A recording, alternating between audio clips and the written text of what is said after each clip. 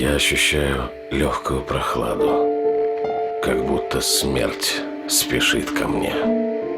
И пусть не первый день я на войне, если скажу, что не боюсь, это неправда. Я вспоминаю, как мы смысл искали, и чувство долга родилось в душе, и километры боли пройдены уже. Но я закончу путь, во что бы то ни стало. Ведь за моей спиною целая страна, и лица мне любимых, и все, что было важно. И пусть совру, если скажу, что мне не страшно, но смерть мне больше не страшна.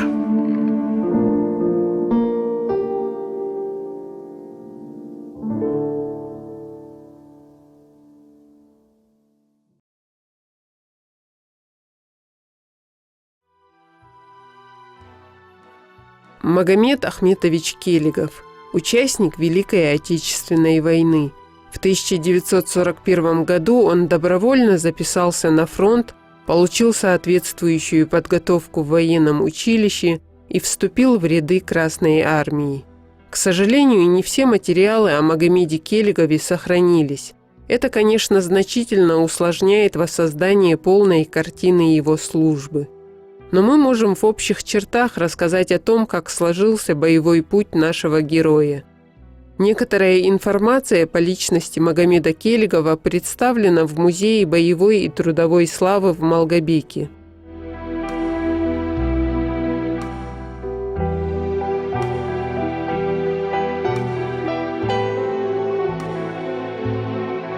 Все материалы, которые у нас имеются по Келигову Магомеду Ахметовичу, у нас находятся в электронной базе музея. У нас имеется краткая биография Келигова Магомеда Ахметовича и несколько фотографий. Келигов Магомед Ахметович в июле 1941 года стал курсантом Грозненского пехотного училища. В конце 1941 года он стал помощником командира взвода 255-го отдельного кавалерийского полка.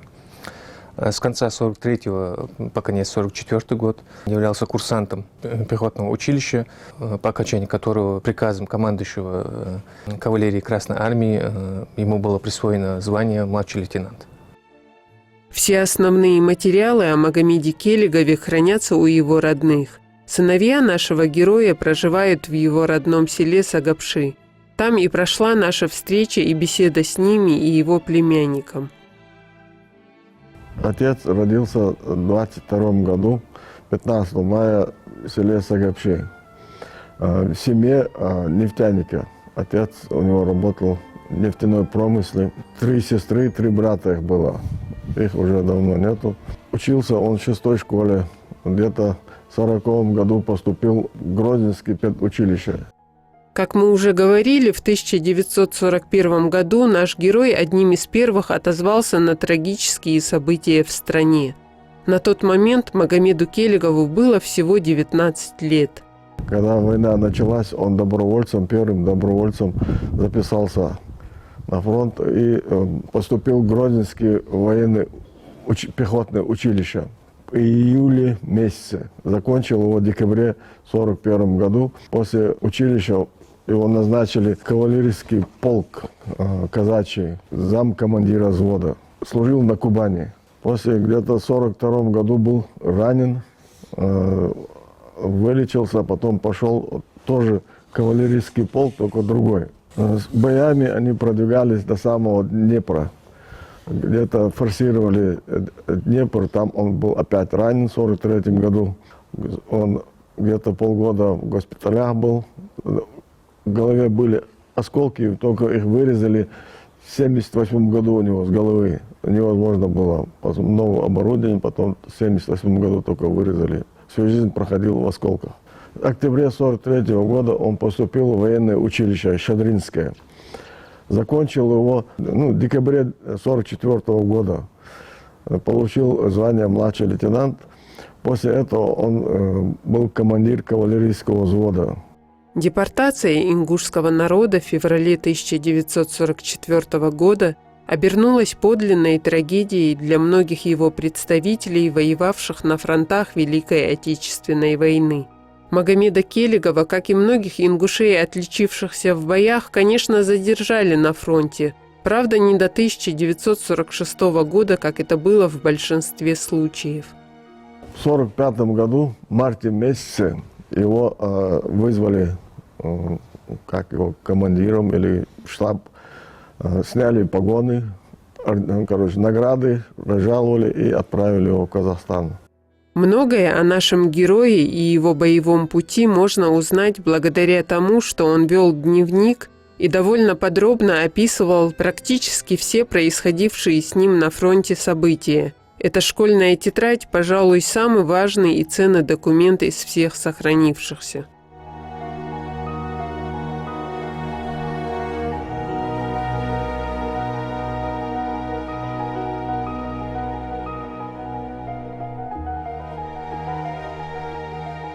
У нас отец вел этот дневник вот с первых дней, как он в Сагапшах начал учиться.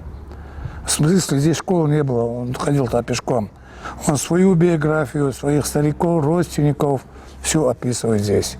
В 1945 году, говорит, меня вызвали, говорит, политотдел и сказали, говорит, сменить военную офицерскую форму на курсантскую.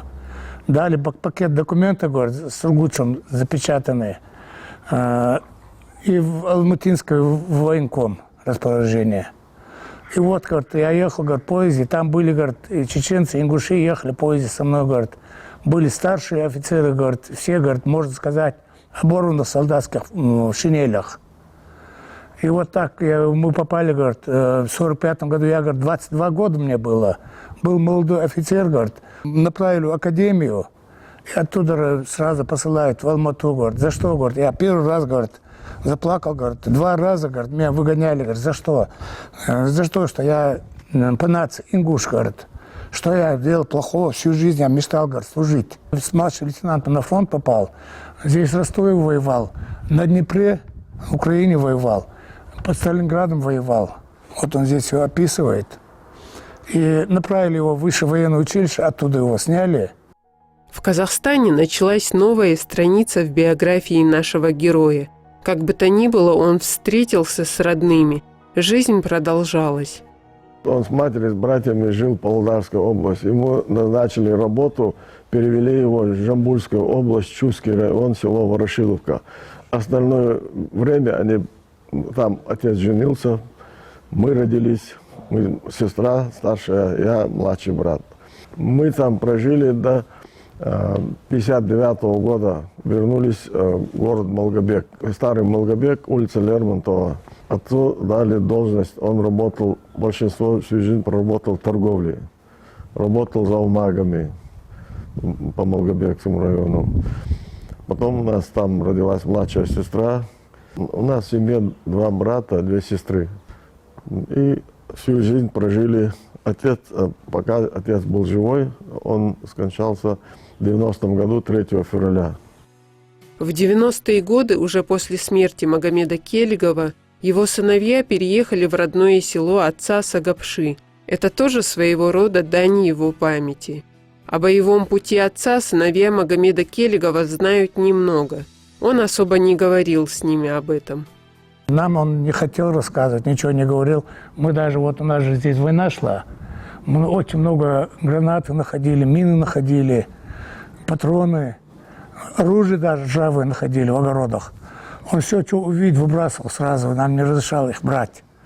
Прятал от нас.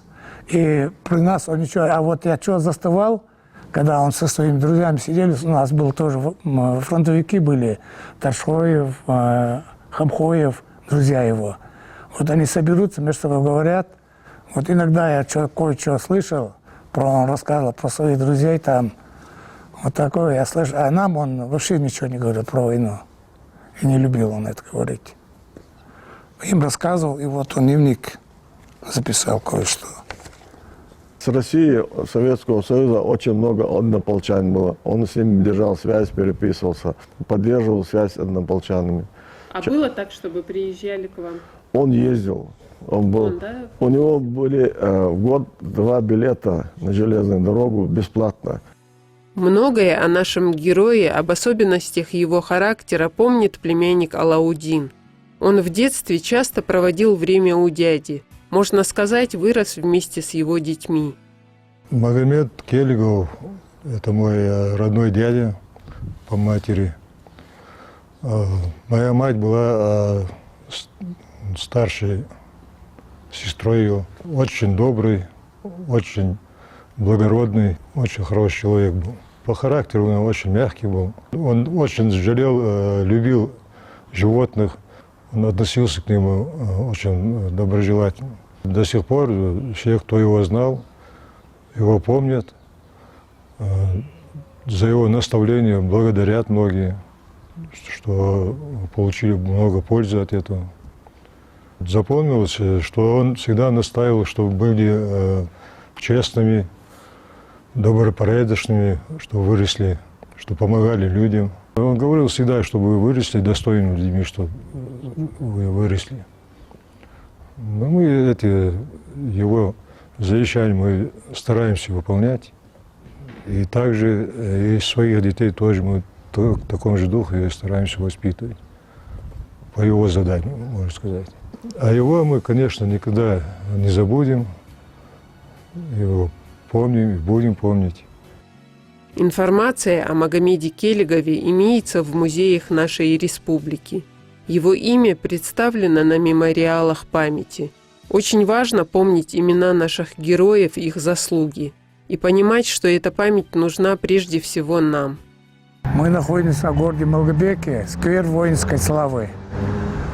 Здесь имена афганцев, кто участвовал в Великой Отечественной войне и прочих героев вон написано у нас. Построили недавно, как дали городу воинской славы. Но здесь записан также мой отец, так как он участник Великой Отечественной войны.